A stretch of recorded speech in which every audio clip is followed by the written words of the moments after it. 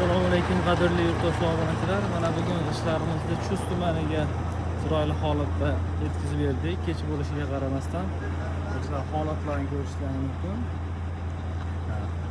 Kechqurun mana shu holatda ko'rinadi. Xohlasa chiroyli holatda, sirtlari umuman chiqmaydi.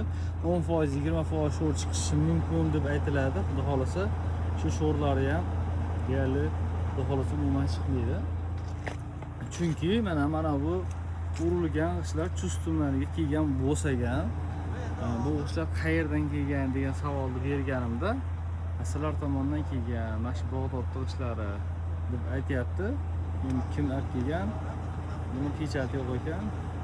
100% kimnikiligini bilmaymiz. Mana holatlarni ko'rishlaringiz mumkin. Sho'r umuman chiqmagan bu tomonlarda ham mana holatlarni ko'rishlaringiz mumkin. Chiroyli holatda turibdi.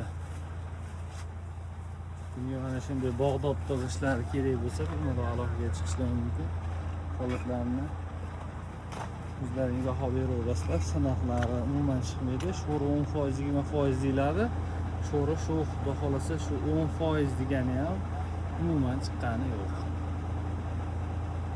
Razmerlari 25 ga 6,5, 12 razmerda 25 tomoni ozgina qisqa bo'lishi mumkin. 6,5 to'g'ri chiqadi. 12 tomon to'g'ri chiqadi. 25 tomonni ozgina qisqargani sababi bizning Eron reskamizga 20 qator sig'ish uchun 25 dan ozgina qisqartirish kerak ekan.